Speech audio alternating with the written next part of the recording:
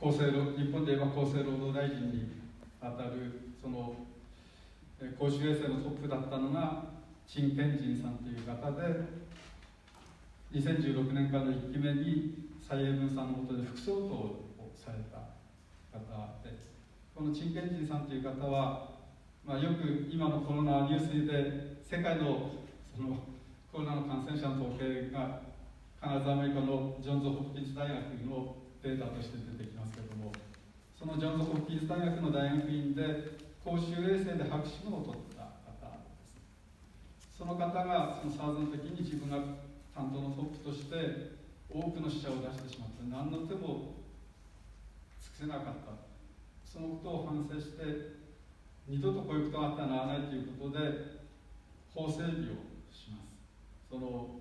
防疫ですね、その疫病を防ぐための法律の改正に動く。で、さまざまなことができたんですが、その時2003年ですから、民進党の陳水扁政権の時です。今の蔡英文さんと同じ緑ですね。その時にその陳建仁さんがこれじゃダメだということで貿易の法改正に動くわけですけど、実はこの時総統は民進党が取ってますけれども、これがこっちちょっと見にくいんですが、台湾は国会は一院制です。日本のように衆参両院というのは二院制ではなくて一院制立法院というところで、この2000年の選挙の時にはちょっと見づらいんですけれども、立法院では国民党が過半数、民進党は過半数取れなかったんですね。その次、陳水扁政権の時は2期とも国民党が議会で過半数を占めていて、陳水扁さんが何もできなかったという、そういう時期だったんですけれども、それでもこの国民の命に関わるその貿易法、その疫病を防ぐ法律の改正には国民党も賛成して大改革が行われた。そのおかげで今回それが全て SARS に生きて防ぐことができました。で、今回のその、台湾のコロナ対策で中心になったのが、これもよくテレビに出てきているのでご存知の方もいるかと思いますけど、陳時中さんという方です。この方が役職としては日本でいうその厚生労働大臣、衛生福利部長という大臣なんですけれども、その衛生福利部の下にもともとその、CDC という病気のコントロールセンター、セントラルディジーズコントロールセンターですね、そういう組織があって、その下に、NECC、ナショナルエピデミックコマンドセンターっていうのがあって、コントロールじゃなくてコマンドなんですね。戦争と同じ作戦、そのコマンドセンターのトップに陳時中厚生労働大臣が自ら就任した。その NECC のトップの役職名は指揮官です。指揮権を持っている。他のどの大臣のことも従わせることができる。国民にもあれやっちゃダメ、これしなさいっていう絶対的な命令権を持っている。強制権を持っている。まさに戦争の指揮官と同じです。この非常事態、このコロナを非常事態だとして、その NECC を立ち上げて、そのトップ、指揮官に陳時中さん自らがなって、他のすべての大臣を従えて、NECC が決めた通りに台湾全部が中央と地方の圧力が日本で緊急事態宣言のしても全然それが効果あるのかどうかわからないような日本ですけれども、日本では一切その緊急事態宣言をしてもまさに宣言で言うばっかりでお願いしますお願いしますで終わってます。一切強制力を持たない。台湾はもうその陳時中さんの下で中央地方の調整がなされて全ての情報がその NECC に集められてそこで20人以上の専門家が、陳時中さんも陳建仁さんも全部医者で専門家なわけですけどもそういった方々が決めた通りに国が動いて国民も先ほどそのココアの代わりに全ての情報感染者の情報が国民に公開されているという話しましたけれどもその中にはこの人が感染したとなるとその人の過去14日間の行動履歴が全部公開されます。それは言ってみれば監視されて14日間遡ってその感染者に限ってですけれども国民全員のを公開するだけじゃないんですが過去14日間の行動が分かる仕組みができている。そしてそれを公開して自分がその時にそこでその感染者と接触した可能性があるかどうかというのを国民が全て知ることができる。ですから先ほどのそのココアと同じようにココアよりもより強力に自分が感染者との濃厚接触しているかどうかが分かる仕組みになっております。そういったことも全部その NECC の下で行われて結局それだけのメリットを感じメリットといいますかこのコロナが非常事態だからそれを抑え込むためにということで国民は自分のプライバシーが一部侵害されるその自分の行動履歴が国に把握されているということを受け入れているわけです。ただこれもあくまでもその感染者およびその濃厚接触者についてのデータだけを国が管理する。そしてそれは14日後には全部削除しますよということを国民に約束していますしその通りやっています。ちなみに最初に私の身分証の写真お見せしましたけれども、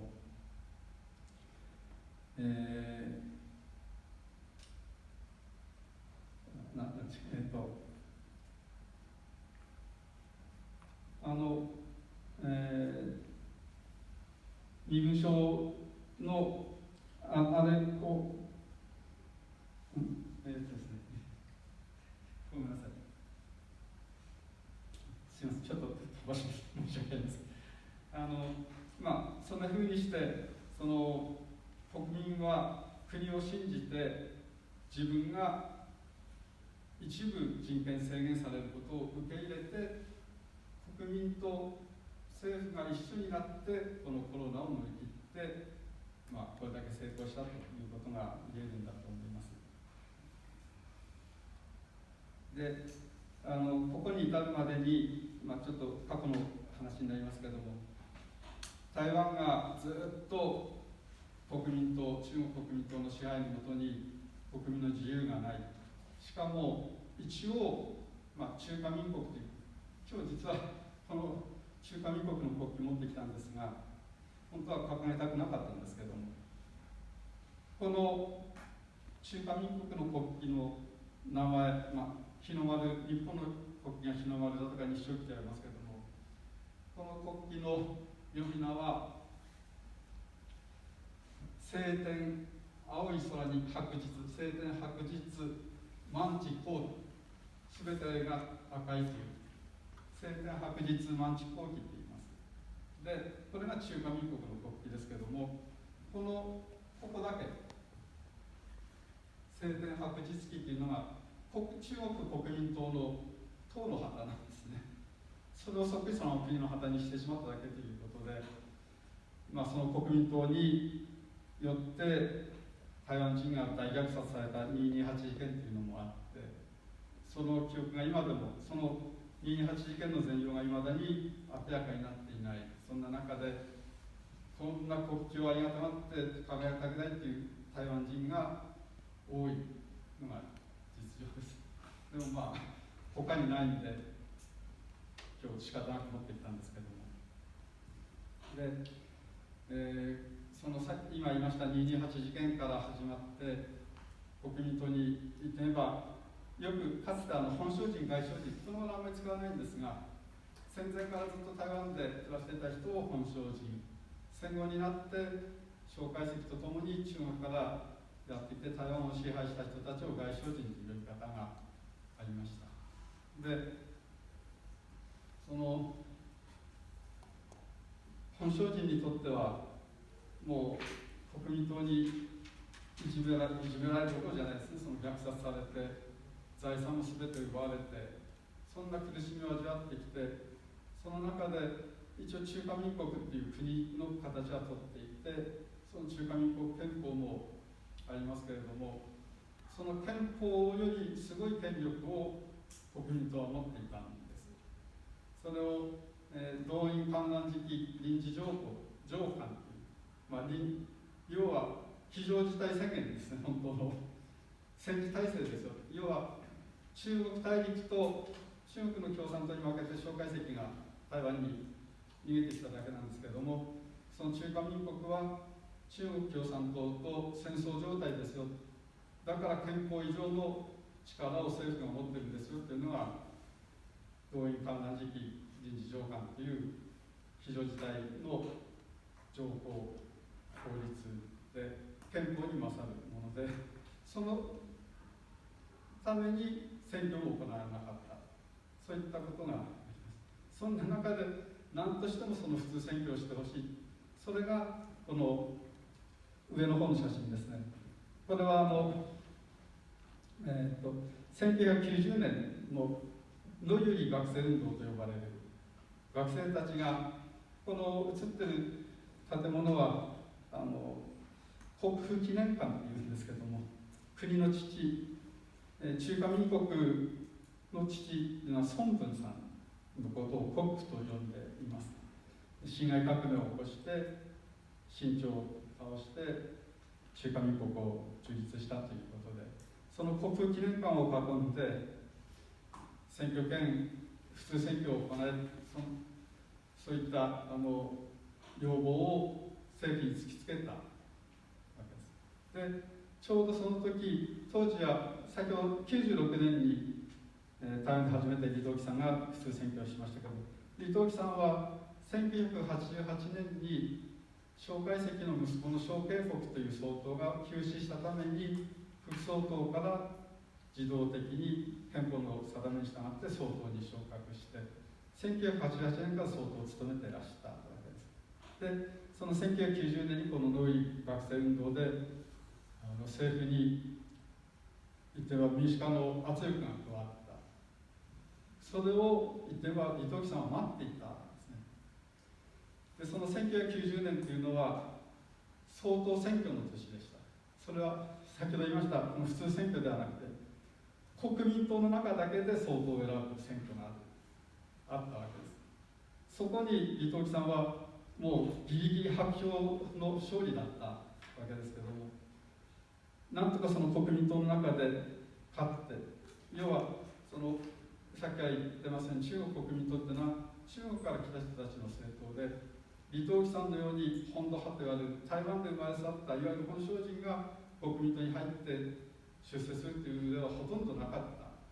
その中で李登輝さんだけがその小警国に見出されてどんどん出世して、そのやっかみもあって、その90年の国民党内の総統選挙は非常に厳しかったんですけれども、その時にこの農林学生運動を逆に李登輝さんは半分利用したんですね。この学生のところに車で出かけてってちゃんと話聞いてあげるからまずは帰りなさいって言って沈めた。そして選挙もあって当選したその国民党内の中で当選して総統を続けられるというようになったすぐ翌日に、この農林学生運動の学生たちを総統府に呼んで話を聞いて、そこでよし分かった、普通選挙するよ、それから先ほど動員観覧時期臨時条項というので憲法が停止して選挙もないという話をしましたけれども、当時立法院という国会のほかにもう一つ国民大会という会議があったんです。今の中共で言えば、中華人民共和国で言えば全人代と同じようなもので、一応なんかこの昔中華民国は当時の憲法では中華民国の領土は台湾だけじゃなくて中国の今の中華人民共和国の全部のエリアプラスモンゴルまで、それが全部中華民国の領土ですよという、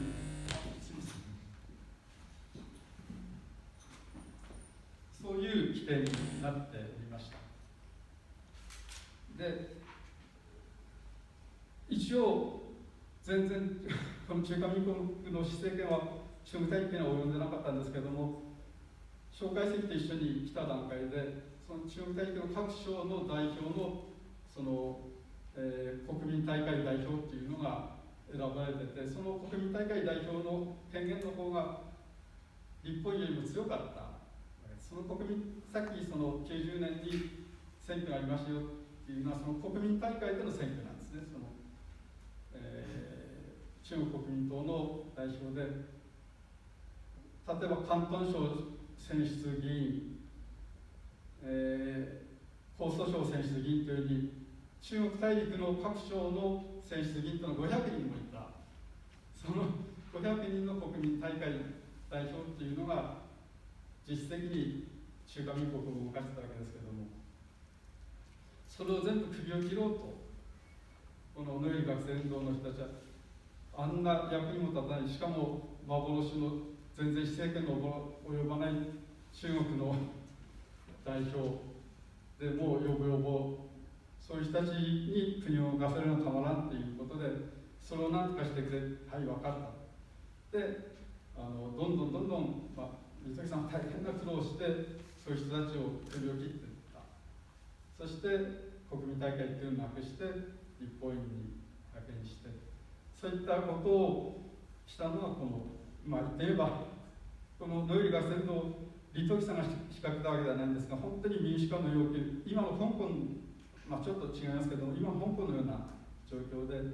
なんとか民主化してほしいっていうその声を見事に受け止めて、李登輝さんが96年の普通選挙まで持っていった、そういう苦難の歴史がありました。そしてもう一つのこのひまわり学生、下の方ですね、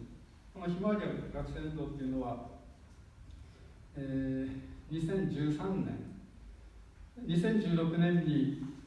蔡英文さんが総統選挙で当選されるわけですけども、その前の2012年にも蔡英文さんは総統選挙に出て、わずかのところで残念ながら落選してしまいました。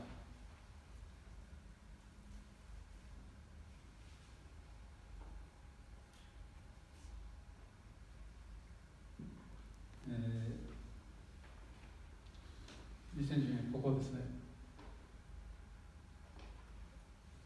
51% と 45%、その差 6% の差で蔡英文さんが涙を飲んだんですけれども、その後で起こったこのひまわり学生運動で、これが本当に国民の支持を得て、国会当時の馬英九総統が中国とのサービス貿易協定っていうのを結ぼうとして、それやられたらもう台湾の経済が全部中国に飲み込まれるということで、学生たちが必死の抵抗をしたのがこのひまわり学生運動で、ここの写真はこれは立法院、国会議事堂です。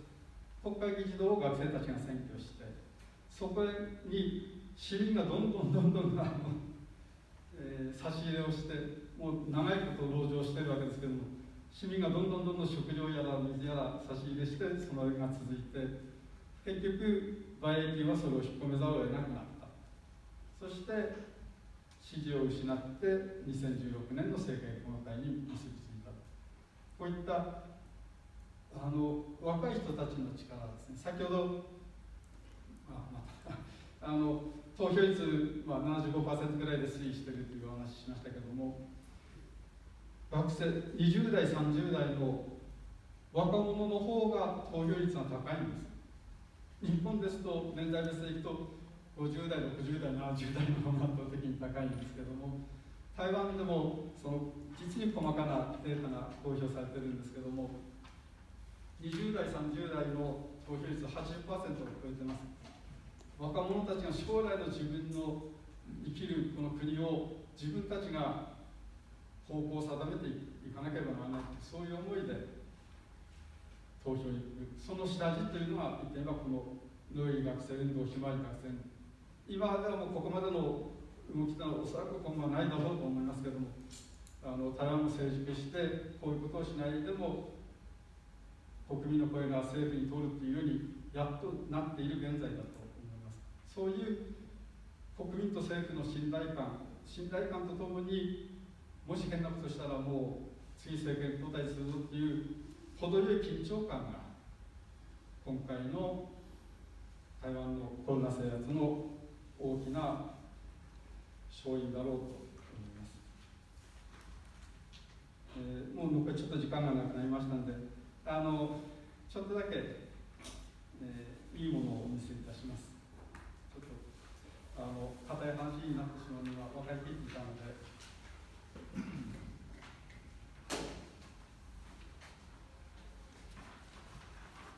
これはですね、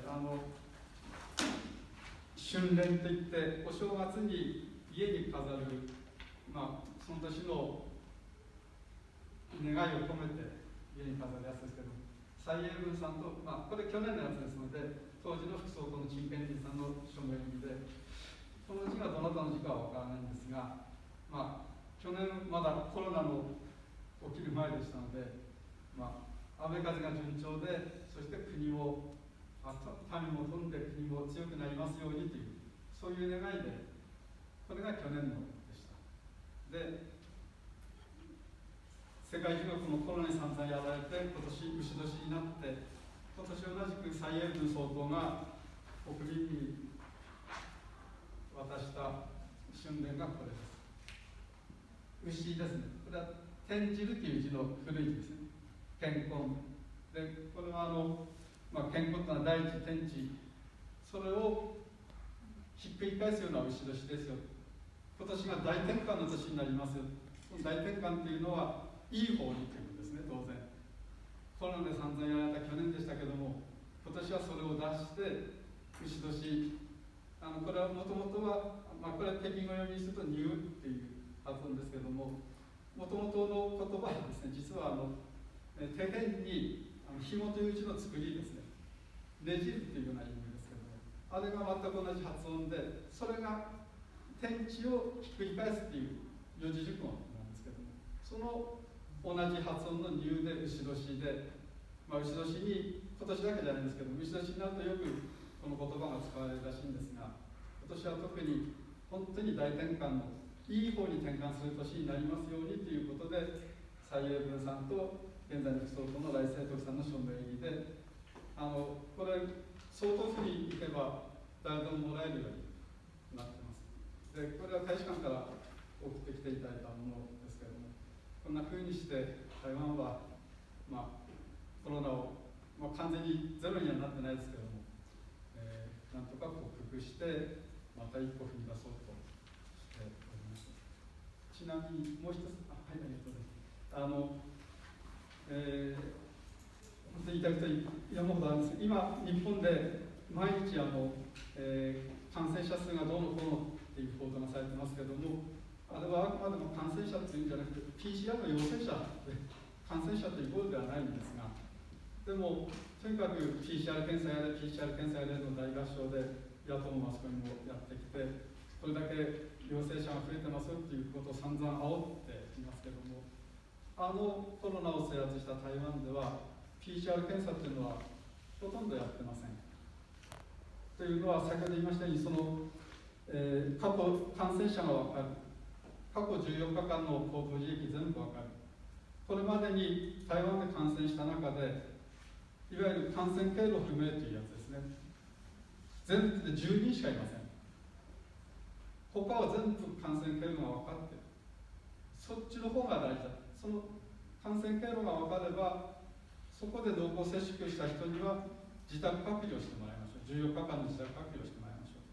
症状がなければそれで OK。それで症状が出てきたら治療しましょう。そういう仕組みで PCR 検査を必要としてないんです。それだけその14日間濃厚接触者はもうスマホに連絡が来て自主隔離、自宅隔離してください、あなた濃厚接触者ですよという情報が来て自宅隔離が強制されるわけです。それに反するとやはり自宅が出たっていうのはスマホで分かっちゃいますから罰金を取られます。その罰金の額もですね、とんでもない額ですね。日数だ、時間だとか日数なんかによって違うんですけども、日本円にして36万円から360万円ですね、その自宅が出たというだけで、それだけの罰則を与えます。でも、そのきちんと守った方には逆にご褒美というか、ちゃんとその保証のお金も出る。そういう台湾の人たちは、日本で言えば飴とムチですね、プッシュとプル、プッシュ強制でこれしちゃダメっていうのもやるけども、フルで皆さんのためにこう、保証も何もちゃんと出しますよという、そういうこともしております。そういう飴とムチを使い分けながら、そして国民と政府が一体となってお互いを信じてこのコロナを乗り切った。日本もぜひそうすぐ近くにある台湾を見習って、台湾だけで多分するわけではないんですけども、まだまだ問題点もあるんですが、学ぶべきところはたくさんあると思います。ちょっと50分では話し足りないところがあったんですが、そういったことでぜひ今年、ワクチン接種も始まるようですし、日本も皆さんにも本当お願いします。ココアをぜひ修正されたはずですので入れて、自分のため、この日本の国のためココアを利用していただきたいなと思います。で、収束して、ぜひ経済も、私も経済人ですので、発展していってもらいたいなと思います。ちなみに、日本のそのコロナ関連の死者は何千人って言ってますけども、あの数字も実は当てにならない数字